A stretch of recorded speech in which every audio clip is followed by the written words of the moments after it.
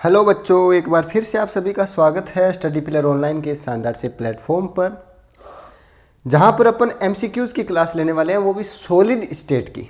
ठीक है, और ये अपनी सेकंड क्लास है। तो आइए बच्चों शुरू करते हैं अपनी क्लास को। बड़े ही बेहतरीन शानदार इंपॉर्टेंट क्वेश्चन मैंने ऐड करे हैं खुद बना के, आपके प्रयोगशाला सहायक हेतु जो क्वेश्चन आ सकते हैं पुराने पेपर्स आपके देखे 2016 2018 वाले क्वेश्चंस देखकर मैंने ये सारे ऐड करे हैं। तो जो बच्चे कर सकते हैं वो जो ही मैं क्वेश्चन पढ़ूँ उसका आंसर कमेंट कीजिएगा। ठीक है, देखते हैं सवाल नंबर 1। पदार्थ की कौन सी अवस्थाओं को तरल कहा जाता है? क्या ठोस अवस्था को तरल कहा जाता है, क्या द्रव अवस्था को तरल कहा जाता है, क्या गैस अवस्था को, या इनमें से कोई नहीं? बिल्कुल सिंपल सा सवाल है और सिंपल सा इसका आंसर आएगा। जल्दी से कमेंट करो, ए बी सी या डी में से कौन सा आएगा? पदार्थ की कौन सी अवस्थाओं को तरल कहा जाता है? तो जो बच्चे सोचते हैं कि सर जो द्रव होता है ना वही तरल होता है, तो इसका उत्तर बी आना चाहिए। तो बच्चों आप गलत सोच रहे हो, द्रव को तरल नहीं कहा जाता। देखो तरल बेसिकली कहा किसे जाता है, किसे कहा जाता है तरल? तरल उस सब्सटेंस को कहा जाता है जिसमें बहने का गुण पाया जाओ, जिसमें बहने का गुण पाया जाए।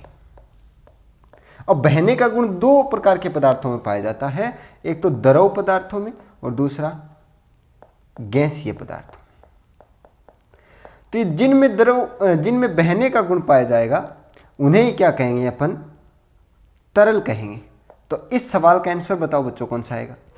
इस हिसाब से इसका आंसर आएगा बी व सी दोनों। क्या उत्तर आएगा? बी व सी दोनों। ठीक है, किसी प्रकार की कोई समस्या नहीं है, बिल्कुल आसान सा सवाल है। चलिए बच्चों दूसरा सवाल करते हैं अपन। दूसरा सवाल है पदार्थ की ठोस अवस्था के कौन से गुणधर्म हैं?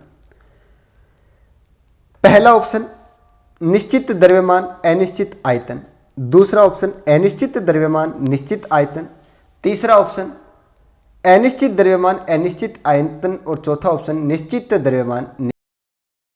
तो बताओ बच्चों कौन सा आएगा ए बी सी व डी में से? निश्चित द्रव्यमान अनिश्चित आयतन। तो हमें पता है कि जो ठोस होता है ना बच्चों, क्या कि जो ठोस होता है ना उसका जो मास होता है, द्रव्यमान क्या होता है उसका? निश्चित होता है। क्यों? क्योंकि जो इसके मॉलिक्यूल्स होते हैं ना वो टाइटली अटैच्ड होते हैं, एक टाइटली अटैच्ड होते हैं, संयोजित होते हैं। एक आधा बाहर नहीं जाएगा, बाहर नहीं जाएगा तो क्या होगा? द्रव्यमान क्या बना रहेगा इसका? निश्चित बना रहेगा। आयतन भी इसका क्या होता है बच्चों? निश्चित होता है। क्यों? क्योंकि वही बात, इसके जो मॉलिक्यूल्स होते हैं वो बहुत पास पास स्थित होते हैं प्रबल आकर्षण बल के कारण। ठीक है, ये हिले डुलेंगे नहीं, अपनी पोजीशन पर बने रहेंगे, तो इनका आयतन भी क्या होता है बच्चों? निश्चित होता है। तो इस हिसाब से अपन कहेंगे कि निश्चित द्रव्यमान और निश्चित आयतन ठोसों का होता है, यानी कि आपका ऑप्शन आ गया कौन सा? डी। ठीक है, कोई दिक्कत वाली बात नहीं, अरे कर सकते हो आसानी से। आपके सामने मैंने डायग्राम भी ऐड किए है ना। चलो जी, नेक्स्ट सवाल, सवाल नंबर 3। ठोस, द्रव तथा गैस में क्रम से अंतराण्विक दूरी का क्रम क्या होगा? बताइए जरा। बड़ा सिंपल सा सवाल है और महत्वपूर्ण सवाल है। काफ़ी बड़े एग्जाम्स के अंदर ये सवाल पूछा गया था कि ठोस, द्रव तथा गैस में क्रम से अंतर आणविक दूरी का क्रम क्या होगा। तो आपके सामने मैंने डायग्राम ऐड कर रखे हैं। बताओ बच्चों ए बी सी डी में से कौन सा ऑप्शन आएगा? तब तक आप डायग्राम देख सकते हो। सॉलिड का ये डायग्राम होता है। देखो जो पार्टिकल्स होना वो बिल्कुल टाइटली अटैच्ड होती हैं, उनके बीच में स्पेस ना के बराबर होता है ना। जो लिक्विड होता है ना उसके अंदर क्या होती है? थोड़ी थोड़ी जगह पाई जाती है। लिक्विड में क्या है? थोड़ी थोड़ी जगह पाई जाती है। और गैस में तो बहुत ज़्यादा जगह पाई जाती है, बहुत ज़्यादा, है ना। ये देखो आप, सॉलिड, ये लिक्विड और गैस में काफ़ी सारा स्पेस पाया जाता है।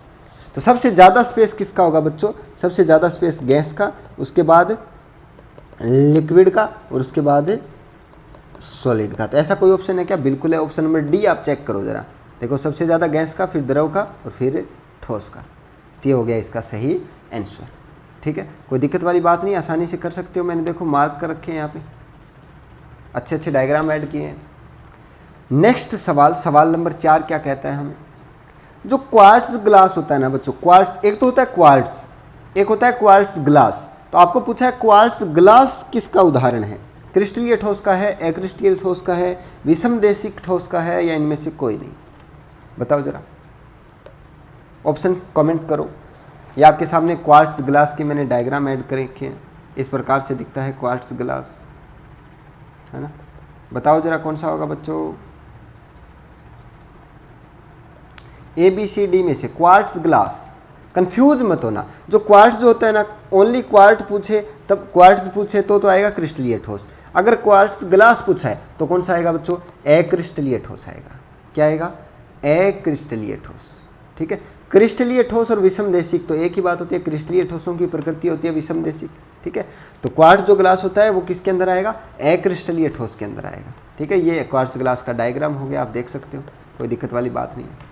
ठीक है, चलिए आगे नेक्स्ट सवाल करते हैं, सवाल नंबर 5। निम्न में से क्रिस्टलीय ठोस का क्या लक्षण है।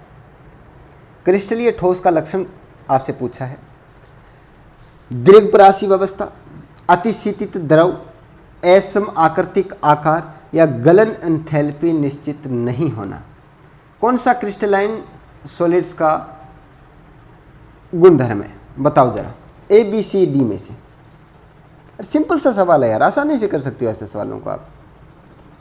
ये आपके सामने क्रिस्टल सॉलिड्स है कि नहीं, देखो क्रिस्टलीय ठोस और अक्रिस्टलीय ठोसों में से कौन सा होगा, बताओ जरा। इनके अंदर क्या पाई जाती है, क्रिस्टलीय ठोसों के अंदर दीर्घप्रवासी व्यवस्था पाई जाती है। क्या पाई जाती है, दीर्घप्रवासी व्यवस्था। अतिशीतित द्रव किसको कहते हैं, अमोर्फस सॉलिड को कहते हैं। अमोर्फस ये वाले देखो, इनको क्या कहते हैं, अतिशीतित द्रव। अतिशीतित द्रव का मतलब क्या है, इनमें बहने का गुण पाया जाता है, समय के साथ बहुत ही धीरे धीरे बहते हैं ये। ठीक है, असमाकृतिक आकार वो भी किसका है, अमोर्फस सॉलिड का क्या होगा, गुणधर्म होगा। गलन एंथैल्पी इनकी निश्चित नहीं होती, ये धीरे धीरे, पहले इनको अगर ताप बढ़ाएं अपन तो धीरे धीरे क्या होता, नरम पड़ते हैं ये, फिर उसके बाद गलना स्टार्ट होते हैं। तो इनकी जो गलन की एंथैल्पी है वो निश्चित नहीं होती है, एक परास के अंदर पाई जाती है। किसके अंदर, परास के अंदर। तो क्रिस्टलीय ठोस का जो यहाँ पर लिखे गए गुणधर्मों में से जो गुणधर्म मैच होता है वो एक ही होता है, क्या, इनकी दीर्घपरासी व्यवस्था। क्या, इनकी दीर्घपरासी व्यवस्था। नेक्स्ट सवाल करते हैं, सवाल नंबर 6।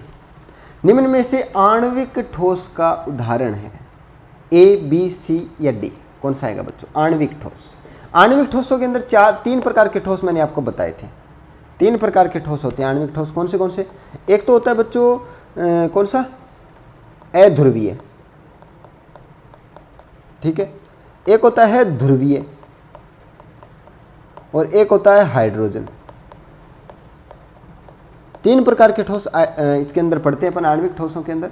तो बताओ, आर्गन क्या अध्रुवीय है क्या, बिल्कुल आर्गन अध्रुवीय है, तो इसका उदाहरण हो जाएगा आणविक ठोस का। CCl4 भी क्या है, अध्रुवीय है, तो ये भी हो जाएगा। H2I2 भी क्या है, ये भी अध्रुवीय ठोस है। तो ये सारे एग्जाम्पल्स किसके हैं, आणविक ठोसों के एग्जाम्पल है। यानी कि सवाल नंबर 6 में उत्तर कौन सा आएगा, ए भी इसका उत्तर है, बी भी इसका उत्तर है, सी भी इसका उत्तर है और डी भी इसका उत्तर है, यानी कि ऑल ऑफ दिस। ठीक है, ये सभी इसके उत्तर होंगे। ठीक है, कोई दिक्कत वाली बात नहीं है। 4 प्रकार के ठोस अपन पढ़ते हैं अंतराण्विक बलों के आधार पे, एक तो आणविक ठोस, एक धात्विक ठोस, एक सहसंयोजक ठोस और एक और कौन सा, आयनिक ठोस। ठीक है, नेक्स्ट बढ़ते हैं अपन सवाल नंबर 7 की ओर। 7 नंबर सवाल हमें क्या कहता है बच्चों, विद्युतीय अचालकता किसके अंदर पाई जाती है। विद्युतीय रूप से अचालकता किसके अंदर पाई जाती है बच्चों, बताओ जरा। क्या आणविक ठोसों में विद्युतीय अचालकता पाई जाती है, क्या आयनिक ठोसों में विद्युतीय अचालकता पाई जाती है, क्या धात्विक ठोसों में विद्युतीय अचालकता पाई जाती है, क्या सहसंयोजक ठोसों में विद्युतीय अचालकता पाई जाती है। आयनिक ठोसों में तो बच्चों देखो आयन्स होते हैं, आयन्स होते हैं तो ये क्या करेंगे, चार्ज इधर से इधर मूव करेंगे, तो इसके अंदर तो विद्युत की चालकता पाई जाती है। ये तो क्या होते हैं, विद्युत के चालक होते हैं। ये देखो आयनिक ठोसों का ये मैंने डायग्राम दे रखा है, ये वाला देखो आप। ठीक है, इसके अंदर क्या हो रहा है, ये जो पार्टिकल्स है, ये वाले पार्टिकल्स देखो आप, ये मूव कर रहे हैं। जो ऋणात्मक पार्टिकल्स हैं ये देखो मूव कर रहे हैं इधर से इधर, है कि नहीं। तो ये तो आयनिक सॉलिड है, आयनिक सॉलिड के अंदर तो होगा। ठीक है, धात्विक सॉलिड ये देखो, मेटेलिक सॉलिड के अंदर भी देखो, ये ऋणायन धनायन ये भी क्या है, गतिमान होते हैं। इसकी वजह से क्या होगा, विद्युत के ये क्या होंगे, चालक होंगे बच्चों। मेटेलिक सॉलिड भी क्या होंगे, विद्युत के चालक होंगे। ठीक है, आणविक सॉलिड में कोई प्रकार के आयन नहीं पाए जाते, आयन नहीं पाए जाते, या मैं कहूँ कोई भी मुक्त इलेक्ट्रॉन नहीं पाए जाते, तो ये क्या होंगे, विद्युत के अचालक होंगे। ठीक है, और बताओ सहसंयोजक ठोस भी देखो आप यार विद्युत के अचालक होते हैं। लेकिन यदि इसमें से ग्रेफाइट को हटा दे, तो ग्रेफाइट को छोड़कर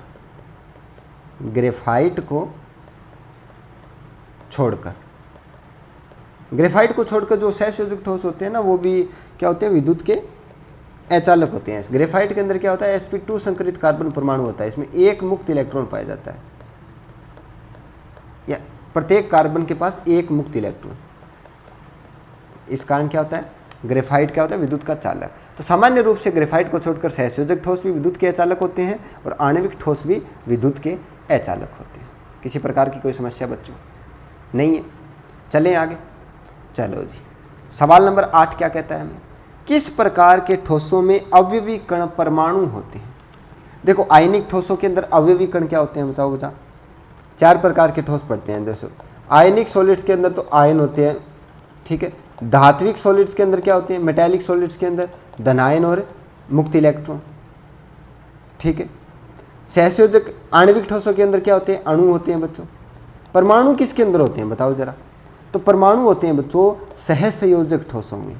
किसमें, सहसंयोजक जो ठोस होते हैं उसमें अवयवी कण परमाणु होते हैं। ये देखो आप, सहसंयोजक ठोस है ये वाला, है कि नहीं।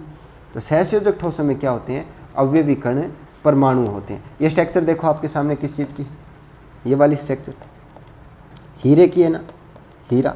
और हीरा क्या होता है, सहसंयोजक ठोस होता है। और इस हीरा बना किसका होता है, कार्बन कार्बन से मिलकर बना होता है हीरा। तो कार्बन क्या है, एक तरह का अणु है या परमाणु, तो ये एक परमाणु है। तो परमाणु किसके अंदर अवयवी कण के रूप में होते हैं बच्चों, ये होते हैं सहसंयोजक ठोसों के अंदर। ठीक है, सिंपल सा सवाल है। नेक्स्ट चलते हैं अपन। सवाल नंबर 9, SiC किसका उदाहरण है। आणविक ठोसों का, आयनिक ठोसों का, धात्विक ठोसों का या सहसंयोजक ठोसों का। तो जिन बच्चों को इस सवाल का आंसर पता है वो जल्दी से कमेंट करो बच्चों। SiC किसका उदाहरण है भाई, आणविक ठोसों का, आयनिक का, धात्विक का या सहसंयोजक का। ABCD में से कौन सा आएगा। तो मैंने आपको क्लास के अंदर करवा रखा है बच्चों। जो SiC होता है, जो कि ये इसकी स्ट्रक्चर होती है, देखो आपके सामने मैंने स्ट्रक्चर्स भी ऐड कर रखी है बच्चों।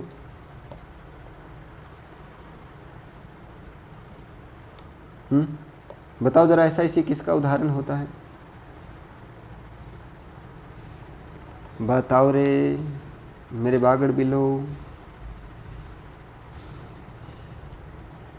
SiC तो अपन पढ़ते हैं बच्चों, जो SiC होता है ना वो सहसंयोजक ठोसों का उदाहरण होता है। किसका, सहसंयोजक ठोसों का। एग्जाम्पल्स के लिए मैंने आपको बोला था यार, एग्जाम्पल्स थोड़ा सा आप ध्यान में रख लेना, क्योंकि एग्जाम्पल्स पूछ लेता है ना। सॉलिड स्टेट के अंदर ज़्यादा न्यूमेरिकल्स तो बनते हैं, काफ़ी बड़े बड़े न्यूमेरिकल बनते हैं सॉलिड स्टेट के अंदर, लेकिन न्यूमेरिकल्स सामान्यतः नहीं पूछ जाते। छोटी छोटी इन्फॉर्मेशंस पूछी जाती है, बेसिक इन्फॉर्मेशंस जो आपको पता होनी चाहिए। ठीक है, नेक्स्ट सवाल नंबर 10 की ओर बढ़ते हैं। सवाल नंबर 10 कहता है, फेरस, कॉपर, मैग्नीशियम और गोल्ड किसके उदाहरण हैं।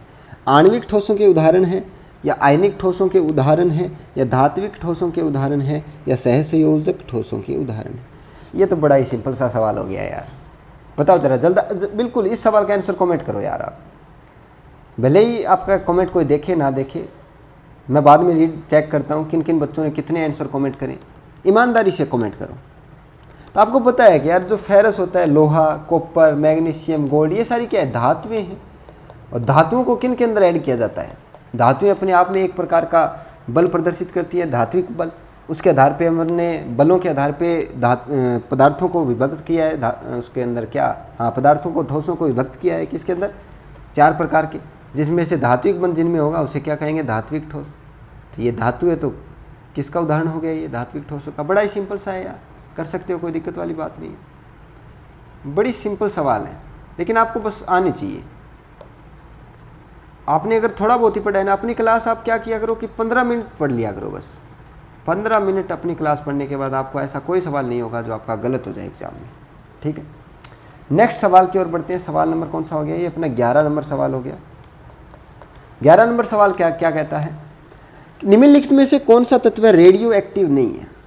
पहला यूरेनियम, थोरियम, प्लूटोनियम या जर्कोनियम। कौन सा रेडियो एक्टिव नहीं है। तो हमें पता है बच्चों, बताओ जरा कमेंट करो, ABCD में से कौन सा होगा? क्या यूरेनियम बच्चों रेडियो एक्टिव है? क्या थोरियम रेडियो एक्टिव है? क्या प्लूटोनियम रेडियो एक्टिव है? और क्या जर्कोनियम रेडियो एक्टिव है? बताओ जरा। तो सर यूरेनियम तो रेडियो एक्टिव है, इसके साथ थोरियम भी रेडियो एक्टिव अपन पढ़ते हैं, प्लूटोनियम भी रेडियो एक्टिव है, लेकिन जो जर्कोनियम है ना बच्चों, ये रेडियो एक्टिव नहीं है। क्या ये रेडियो एक्टिव नहीं है? जर्कोनियम आवर्त सारणी में कितने नंबर पर आता है बच्चों? ये देखो इस प्रकार से दिखता है अपना, जो ये क्या जर्कोनियम है वो इस प्रकार की स्ट्रक्चर होती है इसकी, इस प्रकार से ये दिखता है, ठीक है। आवर्त सारणी के अंदर देखें तो ये 40 नंबर पे आता है, 40 नंबर इसका परमाणु क्रमांक है। परमाणु भार 91, आपको ध्यान में रखने की आवश्यकता नहीं है, ठीक है।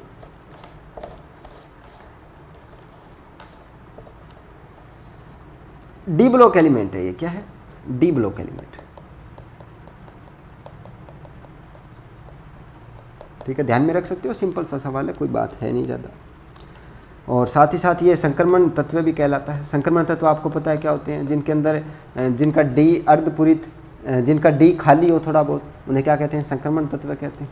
अयुग्मित इलेक्ट्रॉन हो या खाली हो, उन्हें संक्रमण तत्व कहते हैं। बताओ डी ब्लॉक में कौन से संक्रमण तत्व नहीं होते?